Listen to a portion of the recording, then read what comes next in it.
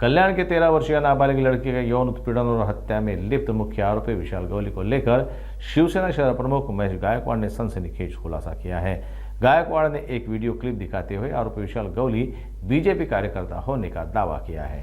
हा जो आरोपी आहे त्याच्यावरती अनेक गुन्हे दाखल असताना त्याला भाजपचे माजी आमदार सोडवायचे, त्याला कोणत्याही प्रकारचं भय राहिलं नव्हतं, सर्रास त्याला मदत मिळायची। जर त्यावेळेस त्याला सोडवलं नसतं तर आता या मुलीवरती परिस्थिती आली नसती। आज त्याला फाशी किंवा एन्काउंटर हे होणं हे संशयास्पद आहे। जोपर्यंत त्याला फाशी किंवा एन्काउंटर होत नाही तोपर्यंत आम्ही शांत बसणार नाही, कल्याणपूर्वीची जनता शांत बसणार नाही। येणाऱ्या काळामध्ये अतिशय उग्र आंदोलन होतील।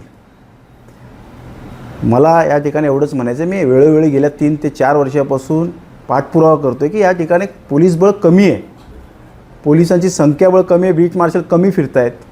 कल्याण पश्चिमेला 3 पोलीस स्टेशन, महात्मा फुले, खडकपाडा, बाजारपेठ या ठिकाणी तेवढेच मोठ्या प्रमाणात लोकसंख्या असताना देखील एकच इन्चार्ज आहे। या ठिकाणी पोलीस बळ वाढवायला पाहिजे होती।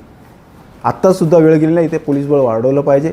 माझ्यावरती भर पोलीस स्टेशनमध्ये गोळीबार झाला, ते अजूनही आरोपी फरार आहेत। याला कोण देतोय, यांना आसरा कोण देतोय? भाजपाने या ठिकाणी गुंडेशाही वाढवण्याचं काम केलं, माझा असा आरोप आहे।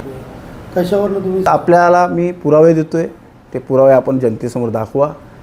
जो आरोपी या गुन्ह्यामध्ये आहे तो भाजपचे त्यांचं पूर्ण कुटुंब काम करत होतं। या इलेक्शनपासून पहिल्यापासून ते भाजपाच्यामध्ये सक्रिय आहेत। तर अशा व्यक्तीला भाजपने जर मुख्यमंत्र्यांनी जर आज पाऊल उचललं नाही तर येणाऱ्या काळामध्ये आम्ही उग्र आंदोलन करू। जोपर्यंत त्याला फाशी किंवा एन्काउंटर होत नाही तोपर्यंत कल्याणपूरची जनता शांत बसणार नाही।